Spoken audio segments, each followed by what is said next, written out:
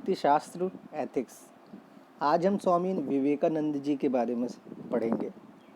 ये नव्य वेदांती विचारक हैं, अर्थात जगत को सत्य तथा ईश्वर की अभिव्यक्ति मानते हैं। इन्होंने धार्मिक सहिष्णुता की शिक्षा दी, अर्थात सभी धर्म एक ईश्वर तक पहुँचने के अलग अलग मार्ग हैं, अतः सभी धर्मों का सम्मान किया जाना चाहिए। प्रत्येक समाज की आवश्यकताओं के अनुसार कुछ मूल्य विकसित किए जाते हैं। जैसे कि भारतीय समाज में आध्यात्मिकता का मूल्य स्थापित हुआ, वहीं पश्चिमी समाज में भौतिकता का मूल्य स्थापित हुआ तथा विज्ञान के क्षेत्र में विकास हुआ। अतः पाश्चात्य जगत से हमें भौतिकता व वैज्ञानिकता सीखनी चाहिए और इन्हें भारत से आध्यात्मिकता सीखनी चाहिए। इन्होंने धार्मिक कुरीतियों, कर्मकांडों, अंधविश्वासों का विरोध किया। इनके अनुसार हिंदू धर्म रसोई घर तक ही सीमित होकर रह गया। हमें वास्तविक अर्थों में धर्म को अपनाना चाहिए। प्राणी मात्र की सेवा करना हमारा धर्म है। कमजोर, गरीब और वंचित लोगों की सेवा करना ही ईश्वर की सच्ची प्रार्थना है।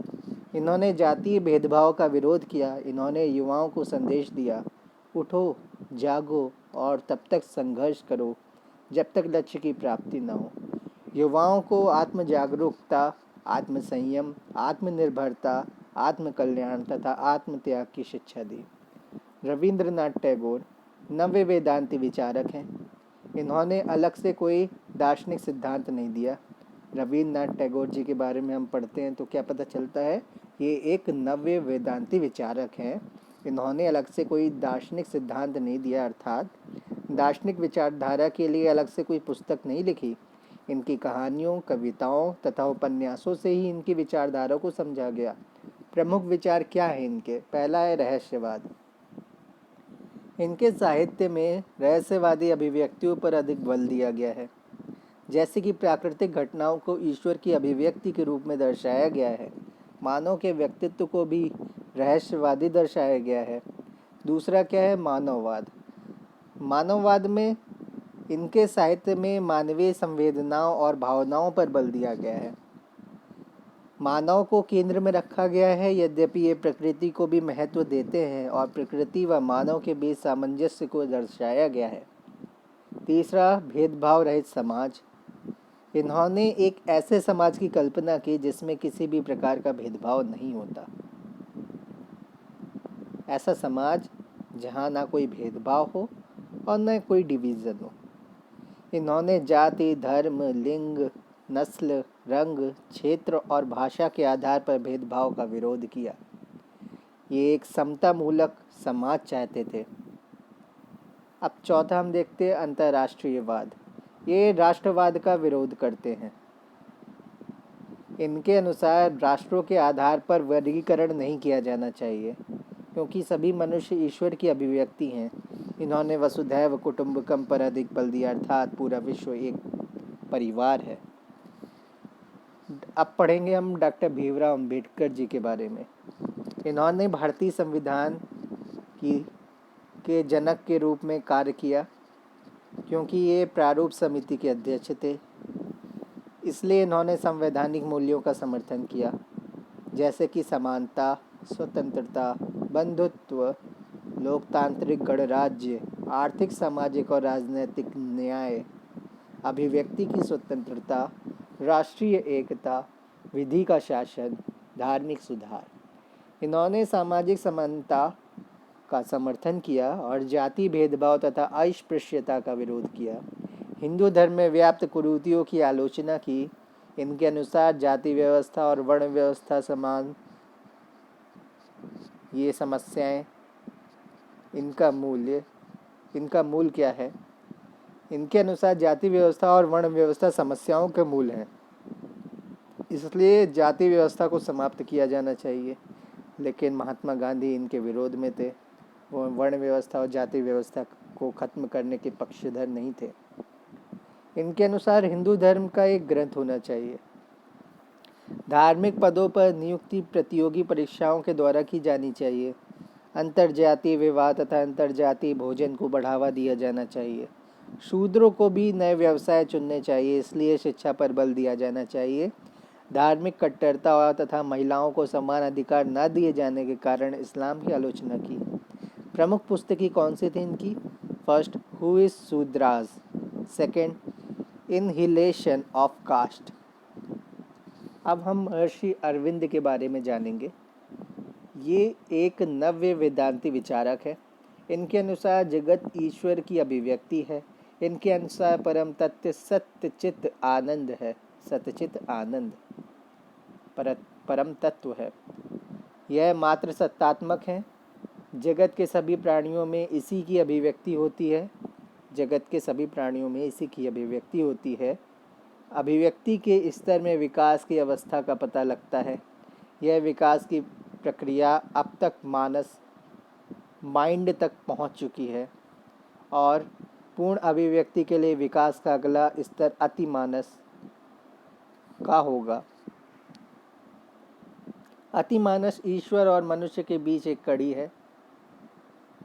जब पूर्ण अभिव्यक्ति को प्राप्त कर लिया जाएगा, ऐसी स्थिति को दिव्य जीवन कहा जाएगा और यह व्यक्तिगत मुक्ति की बजाय सर्व मुक्ति पर बल देते हैं। इनकी कौन सी पुस्तकें थी? पहली थी the life divine synthesis of yoga.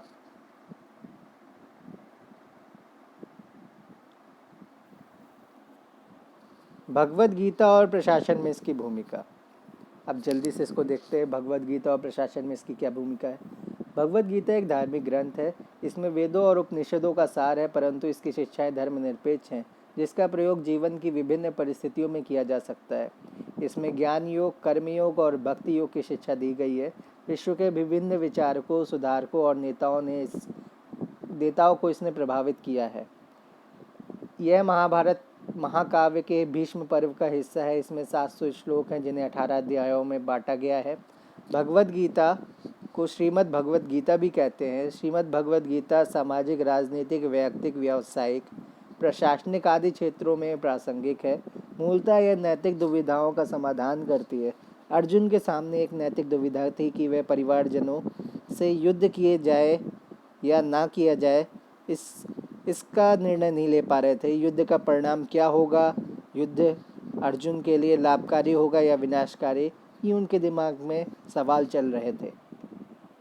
अब इसमें भगवद गीता से हम क्या सीखते हैं, उस पे पहला टॉपिक है निष्काम कर्मी योग।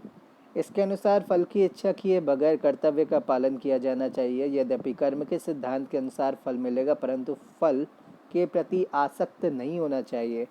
यहाँ कर्तव्य की भी व्याख्या की गई है। श्रीमद् भगवद गीता के अनुसार स्वधर्म का पालन ही कर्तव्य है। स्वधर्म का निर्धारण वर्णाश्रम व्यवस्था से किया जाता है। समाज को 4 वर्णों में बांटा गया है और प्रत्येक वर्ण के कर्तव्य निर्धारित किए गए हैं। जीवन को 4 आश्रमों में बांटा गया है। वर्ण और आश्रम के अनुसार किया गया कार्य ही स्वधर्म है। निष्काम कर्मयोग को प्राप्त करने के लिए अभ्यास और वैराग्य को साधन माना गया है। एक प्रशासक को भी फल की कामना न करते हुए अपने कर्तव्यों का पालन करना चाहिए। फल की कामना से लालच, पूर्वाग्रह, व्यक्तिगत आसक्ति आदि उत्पन्न होते हैं। वैराग्य से प्रशासक सत्यनिष्ठ, वस्तुनिष्ठ, निष्पक्ष तथा निस्वार्थ हो जाता है। कर्मण्येवाधिकारस्ते मा फलेषु कदाचन मा कर्मफले हेतुर्मा ते संगोऽस्तु कर्मणे। दूसरा क्या है? स्थिति प्रज्ञ। यह एक मानसिक स्थिति है जिसमें व्यक्ति बौद्धिक स्थिरता को प्राप्त होता है। श्रीमद् भगवद गीता के अनुसार वह व्यक्ति स्थिति प्रज्ञ है जो कि सुख दुख, लाभ हानि, सफलता असफलता, निंदा प्रशंसा, हार जीत, सर्दी गर्मी आदि में एक समान भाव रखता है। प्रशासक के लिए स्थिति प्रज्ञ होना आवश्यक है। इससे संकट काल में उचित निर्णय लिए जा सकते हैं। व्यक्ति की भावनाएं नियंत्रित रहती हैं या नियंत्रण में रहती हैं, इसलिए व्यक्ति तर्कों और तथ्यों को अधिक महत्व देता है। इससे निर्णय दक्ष और निष्पक्ष होते हैं। यह प्रशासक को न्यायपूर्ण बनाता है। इससे जीवन में आने वाली विभिन्न समस्याओं को भी हल किया जा सकता है। इससे जीवन में आने वाली विभिन्न समस्याओं को भी हल किया जा सकता है। तीसरी तीसरा पॉइंट है प्रवृत्ति व निवृत्ति में समन्वय, that is harmony. Indulgence and renunciation. प्रवृत्ति का अर्थ है भौतिकवादी जीवन, निवृत्ति का अर्थ है लौकिक जीवन से दूर हटना। भगवद गीता इन दोनों ही अतिवादी विचारों का समर्थन नहीं करती। इसके अनुसार व्यक्ति को सामान्य जीवन जीना चाहिए, समाज के बीच रहना चाहिए, परंतु किसी के प्रति भी आसक्त नहीं होना चाहिए। एक प्रशासक को भी इसी प्रकार अपने कर्तव्यों का निर्वहन करना चाहिए, जीवन में संतुलन बनाए रखना चाहिए।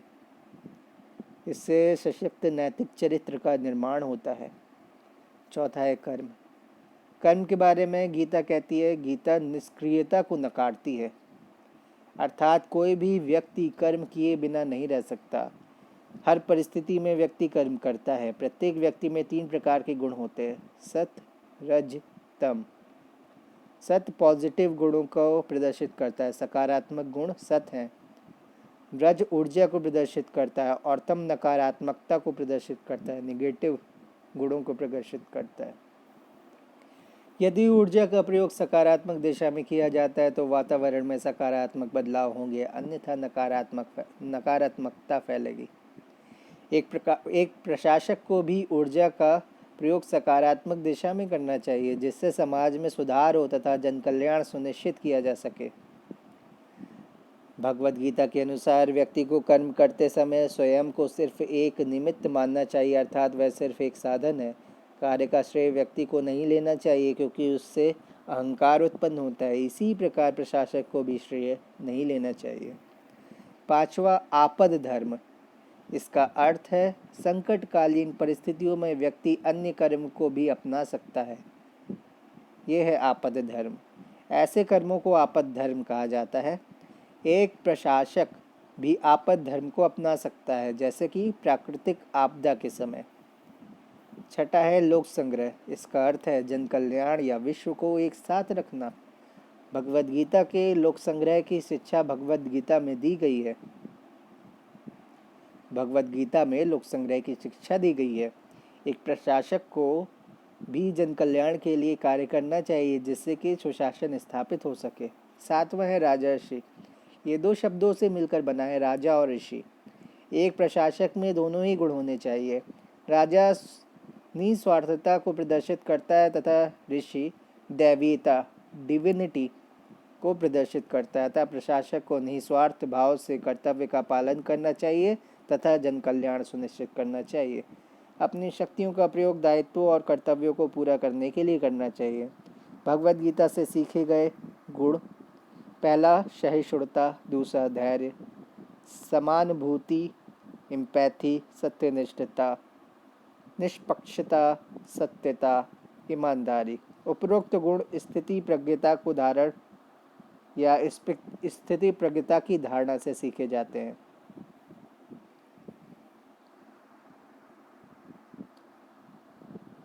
जिसमें पहला है कर्तव्य भाव, दूसरा अनासक्ति, तीसरा विवादों का निपटारा या निष्काम कर्मयोग। विवादों का निपटारा 3 है इसमें। जो गुण स्थिति प्रज्ञता की धारणा से सीखे जाते हैं: कर्तव्य भाव, अनासक्ति, विवादों का निपटारा। अब निष्काम कर्मयोग देखते हैं। निष्काम कर्मयोग में 3 गुण आते हैं: जन कल्याण, करुणा और समर्पण। लोक संग्रह से सीखे जाते हैं। अब हम फिर से देखते हैं श्रीमद् भगवत गीता से सीखे जाने वाले गुण। जो गुण स्थिति प्रज्ञता की धारणा से सीखे जाते हैं: सहिष्णुता, धैर्य, समानुभूति, एम्पैथी, सत्यनिष्ठता, निष्पक्षता, सत्यता, ईमानदारी। निष्काम कर्मयोग से सीखे जाने वाले: कर्तव्य भाव, अनासक्ति, विवादों का निपटारा। लोक संग्रह से सीखे जाने वाले: जन कल्याण, करुणा और समर्पण। भगवद गीता की तुलना सामान्यतया इमैनुअल कांट से की जाती है। दोनों ही समानताएं क्या है? दोनों ही परिणाम निरपेक्षवादी नीति शास्त्र का समर्थन करते हैं, कर्तव्यों के निर्वहन पर बल देते हैं, इंद्रियों और भावनाओं के नियंत्रण को अधिक महत्वपूर्ण मानते हैं, भौतिक सुखों के बजाय आध्यात्मिक सुखों पर बल देते हैं, संकल्प स्वातंत्र को स्वीकार करते हैं। असमानताएं क्या हैं? इमैनुअल कांट और भगवद गीता के विचारों की। भगवद गीता धार्मिक महाकाव्य का भाग है, जबकि कांट का नीति शास्त्र स्वतंत्र है। भगवद गीता में नैतिकता का आधार ईश्वर है, जबकि कांट के लिए ईश्वर का आधार नैतिकता है। भगवद गीता के अनुसार कार्य का फल मिलेगा, परंतु कांट के अनुसार इसकी सिर्फ एक संभावना है। भगवद गीता में नीति शास्त्र कठोर नहीं है, जबकि कांट का नीति शास्त्र अत्यधिक कठोर है। अब हम देखते हैं एथिकल कॉन्सेप्ट क्या है।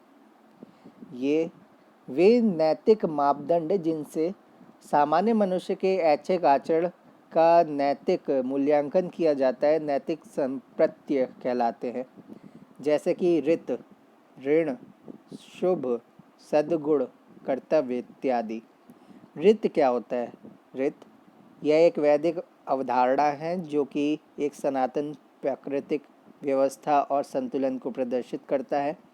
रित के माध्यम से भौतिक, नैतिक और आध्यात्मिक कर्मकांडों को नियमित किया जाता है। रित के नियम का उल्लंघन संभव नहीं है। संसार में सब कुछ रित से बंधा हुआ है।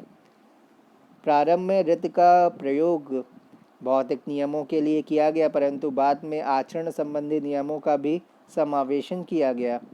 रित का रक्षक वरुण को कहा जाता है।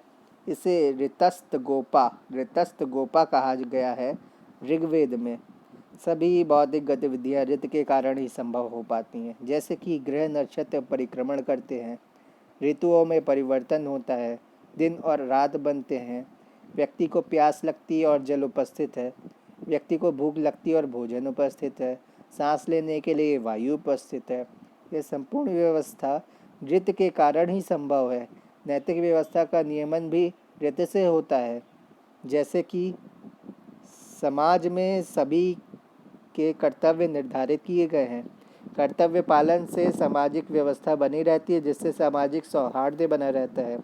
कर्म का सिद्धांत भी रित पर ही आधारित है। यदि रित का उल्लंघन किया जाता है तो वरुण उस व्यक्ति को दंडित करता है। कर्मकांडीय व्यवस्था भी रित पर आधारित है, जैसे कि ऋग्वेद में विभिन्न यज्ञों व कर्मकांडों का उल्लेख है जिनका पालन करने से फल प्राप्त होता है। यह व्यवस्था रित पर आधारित है। रित की अवधारणा को प्रशासन में भी लागू किया जा सकता है। संपूर्ण प्रशासकीय व्यवस्था संवैधानिक मूल्यों, प्रावधानों, कानूनों, नियमों, विनियमों आदि से नियमित होती है। इनका उल्लंघन करना संभव नहीं है। उल्लंघन करने पर दंड का प्रावधान किया जाता है। एक प्रशासक को निजी व सार्वजनिक जीवन में आचार संहिता का पालन करना चाहिए। वेदों में यह प्रार्थना की जाती कि ईश्वर हमें रित के मार्ग पर रखे। धर्म की संकल्पना भी रित से बनी हुई है। रित के कारण ही पूरा ब्रह्मांड धार्मिक स्थिति में बंधा हुआ है। ऐसा माना गया है कि पृथ्वी रित पर टिकी हुई है। ऋण क्या होता है? ऋण ये एक वैदिक अवधारणा है जिसके अनुसार व्यक्ति अपने भौतिक और सामाजिक जीवन के लिए माता पिता, पूर्वजों, गुरुजनों तथा ईश्वर के प्रति ऋणी है। इन ऋणों से उऋण होने के लिए व्यक्ति को सामाजिक दायित्वों का निर्वहन करना चाहिए। तैत्तिरीय संहिता के अनुसार 3 प्रकार के ऋण होते हैं। पहला पितृ ऋण। यह ऋण माता पिता और पूर्वजों का है। माता पिता की सेवा, आदर, संतानोत्पत्ति, पितृ यज्ञ और तर्पण से चुकाया जाता है। दूसरा है ऋषि ऋण। यह ऋण गुरुजनों के प्रति होता है, जो कि वेद, उपनिषद, गीता आदि धार्मिक ग्रंथों के अध्ययन और अध्यापन से चुकाया जाता है तथा गुरुजनों का आदर किया जाता है। तीसरा है देव ऋण। यह देवताओं का ऋण होता है। इसे चुकाने के लिए नैतिक आचरण, यज्ञ, दैवी वंदन तथा मंत्रोच्चारण का प्रयोग किया जाता है। यदि इन ऋणों को नहीं चुकाया जाए तो त्रिविध ताप होते हैं। पहला आध्यात्मिक ताप, ये शरीर से संबंधित है, जैसे बीमारी। दूसरा अधिभौतिक दुख, ये संसार के अन्य प्राणियों के कारण होते हैं, जैसे कि सर्प के काटने से होने वाला दुख। तीसरा है अधिदैविक दुख, देवताओं के द्वारा दिए जाने वाला दुख, जैसे बाढ़ और सूखा। एक प्रशासक को भी स्वयं को समाज तथा प्रकृति के प्रति ऋणी मानना चाहिए तथा इसी भाव से अपने प्रशासकीय उत्तरदायित्व का निर्वहन करना चाहिए। कर्तव्य क्या होता है? संकीर्ण अर्थ में कर्तव्य का अर्थ कानूनी दायित्वों के पालन से है, परंतु व्यापक अर्थों में कर्तव्य का अर्थ है वे सभी कार्य किए जाने चाहिए जो कि नैतिक रूप से सही हैं, यद्यपि वे कानूनी रूप से बाध्यकारी न हों। नीति शास्त्र में इस व्यापक अर्थ को ही लिया गया है। परिणाम निरपेक्षवादी नीतिशास्त्रियों के अनुसार नैतिक कार्यों को करना ही कर्तव्य है, चाहे वो ऐच्छिक हो या अनैच्छिक हो। जैसे कि कांट के अनुसार कोई कार्य तभी नैतिक कहा जा सकता है जब वह कर्तव्य प्रेरणा से किया गया हो। नैतिकता को निरपेक्ष आदेश के रूप में लिया जाना चाहिए। भगवत गीता के अनुसार निष्काम कर्म ही कर्तव्य है। ग्रीक विचारकों के अनुसार सद्गुणों की प्राप्ति ही कर्तव्य है। स्टोइक्स के अनुसार प्रकृति के अनुरूप जीवन जीना ही कर्तव्य है। भारतीय परंपरा के अनुसार 4 पुरुषार्थों की प्राप्ति ही कर्तव्य है, धर्म, अर्थ, काम, मोक्ष। और एक सिविल सेवक के लिए जनसेवा ही कर्तव्य है। कर्तव्यों का वर्गीकरण सकारात्मक व नकारात्मक। वे कार्य जो किए जाने चाहिए पॉजिटिव, वे कार्य जो नहीं किए जाने चाहिए निगेटिव। तो यहाँ पर सकारात्मक और नकारात्मक कर्तव्यों के बारे में बताया गया है। दूसरा है पूर्ण व अपूर्ण। पूर्ण, इन कर्तव्यों का पालन सभी परिस्थितियों में किया जाता है, किसी प्रकार का अपवाद स्वीकार नहीं किया जाता है। कर्तव्यों के अनुपात में अधिकार भी दिए जाते हैं। इम्परफेक्ट, अपूर्ण, इन कर्तव्यों का पालन सभी परिस्थितियों में करना आवश्यक नहीं है, कर्तव्यों के अनुपात में अधिकार नहीं दिए जाते। तीसरा है आत्मनिष्ठ व वस्तुनिष्ठ। आत्मनिष्ठ में इसमें कर्तव्य की व्याख्या व्यक्ति के द्वारा की जाती है, सही भी हो सकती है और गलत भी। वस्तुनिष्ठ, इसमें वे कार्य शामिल किए जाते हैं जो किसी व्यक्ति से वास्तविक रूप में अपेक्षित होते हैं। चौथा वैधानिक व नैतिक। वैधानिक कानूनी रूप से बाध्यकारी होते हैं, नैतिक रूप से बाध्यकारी और कानूनी बाध्यता इसमें नहीं होती। कर्तव्यों के प्रकार। कर्तव्य 3 प्रकार के होते हैं। पहला स्वयं के प्रति कर्तव्य, जिसमें शारीरिक कर्तव्य, शरीर को स्वस्थ रखना, आर्थिक कर्तव्य, धन अर्जित करना, बौद्धिक कर्तव्य, ज्ञान को बढ़ाना, तार्किकता को बढ़ाना, नैतिक कर्तव्य, स्वयं की भावनाओं और इंद्रियों पर नियंत्रण। दूसरा क्या है, अन्यों के प्रति कर्तव्य, अदर रिगार्डिंग ड्यूटीज, परिवार के प्रति कर्तव्य, समाज के प्रति कर्तव्य, देश के प्रति कर्तव्य, प्रकृति के प्रति कर्तव्य। तीसरा ईश्वर के प्रति कर्तव्य, इसमें धार्मिक और आध्यात्मिक कर्तव्यों को रखा गया है। यदि कर्तव्यों के बीच टकराव उत्पन्न होता है तो अंतरात्मा की आवाज़ के माध्यम से इसे दूर किया जा सकता है। कर्तव्यों व अधिकारों के मध्य संबंध। उदारवादी विचारक अधिकारों को अधिक महत्वपूर्ण मानते हैं, जबकि साम्यवादी और समाजवादी विचारकों को कर्तव्य को अधिक महत्वपूर्ण मानने पर बल देते हैं। उदारवादी विचारक अधिकारों को अधिक महत्वपूर्ण मानते हैं, जबकि साम्यवादी और समाजवादी विचारक कर्तव्यों को अधिक महत्वपूर्ण मानते हैं। इसलिए भारतीय संविधान में मूल अधिकार यूएसए से तथा मूल कर्तव्य यूएसएसआर से लिए गए हैं। वास्तविक रूप से अधिकार और कर्तव्य एक दूसरे के समानुपाती होते हैं या होने चाहिए। अधिकारों का प्रयोग सिर्फ कर्तव्यों के निर्वहन के लिए किया जाना चाहिए। गांधी जी के अनुसार अधिकार और कर्तव्य सिक्के के 2 पहलू हैं। यदि सभी व्यक्ति अपने कर्तव्यों का पालन करेंगे तो अन्य सभी के अधिकारों की रक्षा स्वतः ही हो जाएगी। शुभ, नीति शास्त्र में वांछनीय गुणों को शुभ कहा जाता है। इससे इच्छाओं और आवश्यकताओं की पूर्ति होती है। शुभ का प्रयोग संज्ञा व विशेषण दोनों के रूप में किया जा सकता है। शुभ एक से अधिक हो सकते हैं। सामान्यतः शुभ 2 प्रकार के होते हैं। पहला सापेक्ष शुभ। शुभ को साधन के रूप में स्वीकार किया गया है। शुभ का प्रयोग उच्चतर शुभों की प्राप्ति के लिए किया जाता है, जैसे कि कसरत करना एक शुभ है, परंतु इसका प्रयोग अच्छे स्वास्थ्य की प्राप्ति के लिए किया जाता है। अच्छे स्वास्थ्य का प्रयोग कर्तव्यों के पालन के लिए किया जाता है। दूसरा निरपेक्ष शुभ। इसके अंतर्गत शुभ को साध्य के रूप में स्वीकार किया गया है। यह सर्वोच्च शुभ होता है। यह किसी भी अन्य शुभ के अधीनस्थ नहीं होता है। सभी मानवीय कार्यों का अंतिम उद्देश्य निरपेक्ष शुभ की प्राप्ति करना है। जैसे कि भारतीय परंपरा के अनुसार मोक्ष निरपेक्ष शुभ है, बौद्ध धर्म में निर्वाण निरपेक्ष शुभ है, सुखवादियों के लिए सुख निरपेक्ष शुभ है, उपयोगितावादियों के लिए अधिकतम लोगों का अधिकतम सुख निरपेक्ष शुभ है। कांट के अनुसार कर्तव्य पालन निरपेक्ष शुभ है। भगवत गीता के अनुसार निष्काम कर्म निरपेक्ष शुभ है। जॉन रॉल्स के अनुसार न्यायपूर्णता निरपेक्ष शुभ है। जी.ई. मूर के अनुसार शुभ को परिभाषित नहीं किया जा सकता। आधि नीति शास्त्री विचारक हैं जी.ई. मूर। सद्गुण क्या होता है? सद्गुण का अर्थ है वे गुण जो सर्वश्रेष्ठ है। सद्गुण को मानवीय उत्कृष्टता के रूप में वर्णित किया गया है, जैसे कि सुकरात के लिए ज्ञान सद्गुण है, प्लेटो साहस, विवेक, संयम, न्याय, और इनमें न्याय सबसे अत्यधिक महत्वपूर्ण है।